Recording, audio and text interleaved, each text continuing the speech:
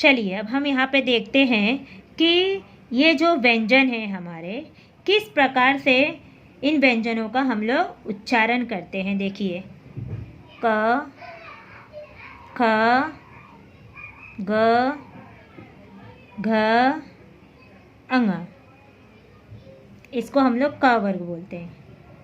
च, छ, ज, झ, इया, ट, ठ, ड, ढ, ड़, त, थ, द, ध, न, प, फ, ब, भ, म, य, र, ल, व, श, श, ह, छ, त्र, ज्ञ, श्र, ड, ड, ढ। ठीक है, इस प्रकार से हम इसका उच्चारण करते हैं। चलो एक बार और रिपीट कर लेते हैं, इसके उच्चारण को किस प्रकार से करते हैं एक बार और दोहराते हैं। क, ख, ग, घ, अंग, च, छ, ज, झ, इया, ट, ठ, ड, ढ, ड़, त, थ, द, ध, न, प, फ, ब, भ, म, य, र, ल, व, श, स, ह, छ, त्र, ज्ञ, श्र, ड़, ढ। ठीक है, इन सब की आपको पता चला ना, ये हमारे जो है क्या है, हमारे व्यंजन है। ठीक है, अब इन व्यंजनों को अगर आप देखेंगे तो ये आपको जैसे मैंने बोला कि व्यंजन जो है बिना स्वर के अधूरा है। मतलब व्यंजन का अगर व्यंजन जो वर्ण है बिना स्वरों के व्यंजन वर्ण अधूरा है। कैसे? देखिए, जब मैंने बोला क के साथ में आ का उच्चारण हुआ तो देखिए किस प्रकार से, क प्लस अ बराबर क होता है। अगर आप अ इसमें नहीं में तो उसको क क क क क बोलेंगे, क नहीं बोलेंगे, क क क ऐसा बोलेंगे। ठीक है, ऐसा होगा हमारा क। इसके मतलब क्या है, क के लिए इसमें क प्लस अ बराबर क है। ठीक है, क्योंकि हम लोग में देखो क भी आ रहा है, अ दोनों मिलाने के बाद जो है ये क बना। आया समझ में आपको कि हमारे जो है व्यंजन हो जो है किस प्रकार से व्यंजनों की उत्पत्ति हुई है। अब हम लोग एक चीज़ देखते हैं कि इसमें जो है मैंने बोला आपको कि जैसे हमारे कितने वर्ण हैं, कुल 33 सॉरी व्यंजन है हमारे, 33 व्यंजन हमारे सिर्फ हैं। अब उन 33 व्यंजनों में अगर आप देखेंगे, ठीक है, 11 स्वर हैं, 11 हमारे स्वर हैं, 33 व्यंजन हैं, और उसके बाद जो है 8, जैसे कि आप लोगों ने ये वाला देखा ना, छ, त्र, ज्ञ और श्र और ड और ढ, ये जो है हमारे जो है अतिरिक्त व्यंजन, और ये दोनों अंग, और ये जो हमारे जैसे कि अंग और आहा जिसे हम लोग बोलते हैं, जिसको हम लोग अयोग्यवाह शब्द बोलते हैं। ठीक है, अयोग्यवाह अक्षर बोलते हैं। ये 2 और ये 2 4 और ये 4, ये कितने हुए 8। ये जो 8 शब्द हैं ये हमारे जो है अतिरिक्त जो है वर्ण है। क्या है? अतिरिक्त। ये जो हमारे 8 है ये अतिरिक्त वर्ण है। ठीक है, ये हमारे अतिरिक्त वर्ण है। आया समझ में? ये जो 8 हमारे अतिरिक्त वर्ण हैं, तो इस प्रकार से इन सभी को मिलाकर अगर हम देखेंगे तो हमारा कितना 52 जो है हमारी वर्णमाला जो है तैयार होती है। इन सभी का ये जो हमारे संयुक्त अक्षर है, क्या है हमारे, इसे जो है हम संयुक्त अक्षर कहते हैं। इसे हम क्या कहते हैं, संयुक्त अक्षर कहते हैं। अभी एक चीज़ आप और ध्यान देंगे कि आपके मन में ये प्रश्न पड़ेगा कि ये ड और ढ, यहाँ पे भी ट ठ ड और ढ तो यहाँ पे भी, लेकिन आप जब भी कभी कहीं बुक में या पुस्तक में देखते होंगे तो ये जो है हमारे अतिरिक्त, क्योंकि ड और ढ हम लोग तो अंग और अंग की जो मात्रा है जो है हम लोग कभी भी किसी भी अक्षर के ऊपर लगाएंगे, ठीक है। लेकिन ये जो हमारे डॉट है ये हमारे अतिरिक्त जो है वर्ण है, जो कि ये ड और ढ ही कहलाते हैं, लेकिन इसके नीचे जो है क्या लगी होती है, बिंदी लगी होती है, ठीक है। इसके नीचे जो है बिंदी लगी होती है।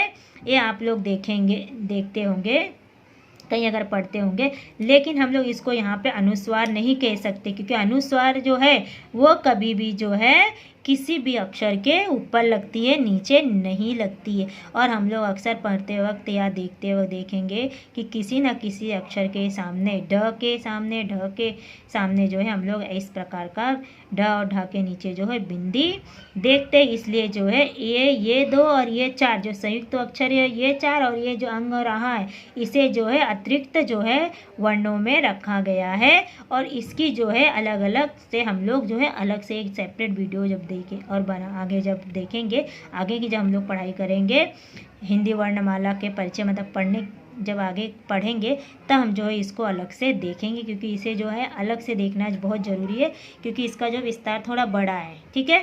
तो इस प्रकार से कुल कितने वर्ण हो गए, अतिरिक्त कुल 11 हमारे 11 स्वर हैं, 33 व्यंजन है और 8 जो है अतिरिक्त हमारे वर्ण है। टोटल मिलाकर जो है हमारे 92 यानी 52 जो है हमारी क्या है, हिंदी की वर्णमाला मिलकर तैयार होती है, ठीक है। अब बच्चों देखेंगे हम कि ये तो हमारा हो गया वर्णमाला, ठीक है। अब इसी को ही हम लोग एक बार देखते हैं, इसी को हम लोग लिखना चालू करते हैं, ठीक है। आज थोड़ा सा लिखते हैं हम लोग कि कैसे इसके शब्द बनेंगे, ठीक है। चलिए मैं आपको ये जो है क ख ग घ जो रखा है ये, इसको हम लोग ऐसे सामने ही रखेंगे, ठीक है।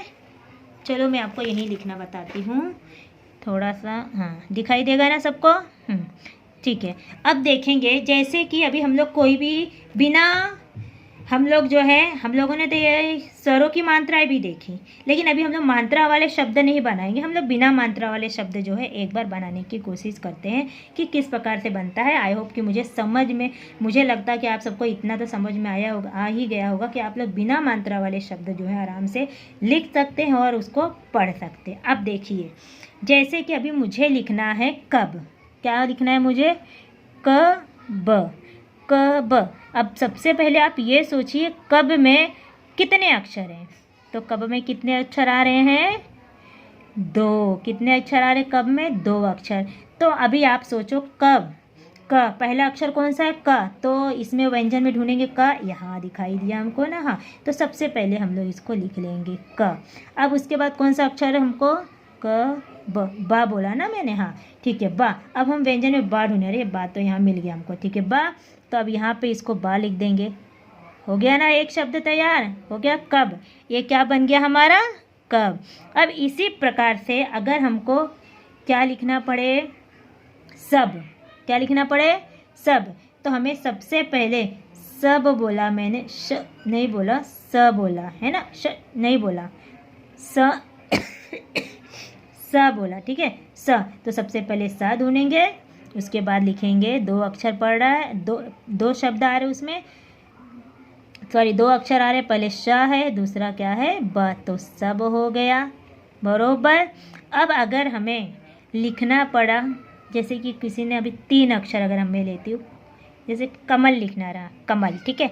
तो जैसे पहले तो हमें देखना पड़ेगा उसमें कितने शब्द आ रहे हैं, क म ल, क म ल, यानी हमारे कितने अक्षर आ रहे, क म ल, 3 अक्षर हमारे आ रहे हैं ना, 3 अक्षर आ रहे, कमल 3 अक्षर आ रहे हैं, कोई मात्रा है नहीं है, तो हमें बिना ही मात्रा वाले शब्द यहाँ पे अभी देखना है। कमल ये 3 अक्षर आ रहे हैं, तो अभी आप देखेंगे पहले हम लोग क लिखेंगे यहाँ पे, ठीक है, क म, ठीक है, ये माँ है म और ल, ठीक है, ये क्या हो गया, कमल। आया आपको? आई होप कि आप सभी को समझ में आ रहा होगा, ठीक है। अब हम देखेंगे, अगर मैंने बोला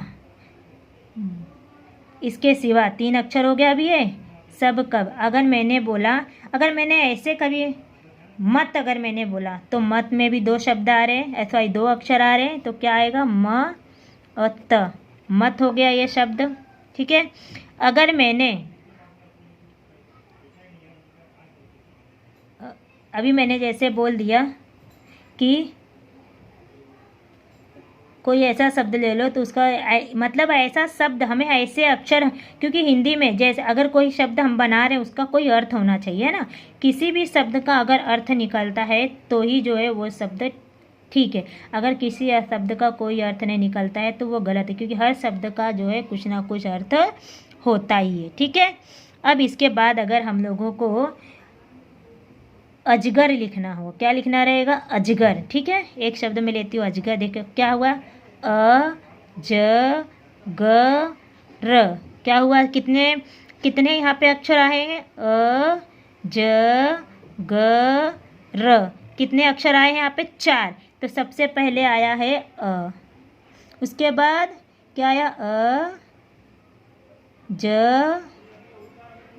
ग र, देखा ना हम लोगों ने कितने आसानी से हम लोगों ने शुरू किया 2 शब्द से, है ना, 2 अक्षरों से शुरू किया, 3 अक्षर पे आए, 3 अक्षर से हम लोग किस पे आ गए, 4 अक्षर पे।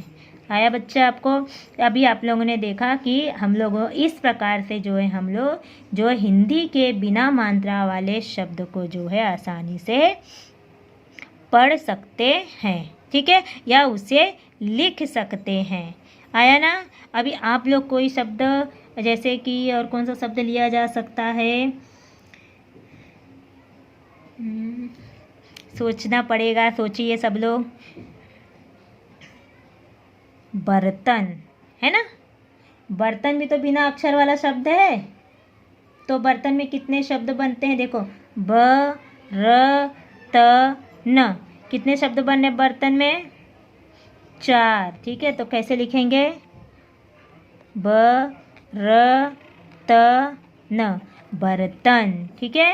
आया समझ में कैसे बना, ब र त न, अ ज ग र, अजगर, ब र त न, बर्तन, क ब कब, क म ल कमल, स ब सब, म त मत, ठीक है।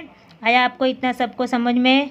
आई होप कि आप सबको ये जो मैंने इतना सिखाया है, वर्णमाला, उसके परिचय सिखाया, स्वर और व्यंजन, ठीक है, स्वर व्यंजन, और जो मैंने स्वरों की मात्रा, और उसके बाद जो मैंने आपको इन्हीं सबसे जो मैंने बिना मात्रा वाले शब्द तैयार करने को सिखाया है। अब मुझे ऐसी आशा है कि आप लोग जो है इसे समझे होंगे और आप लोग जो है ऐसे शब्द जो है तैयार करेंगे, ठीक है बच्चों। तो बस मैं अभी आगे जो है हम लोग आगे का जो हिंदी का जो परिचय सीखेंगे या हिंदी के बारे में पढ़ना सीखना है, तो हम लोग उसको आगे की वीडियो में देखेंगे। धन्यवाद।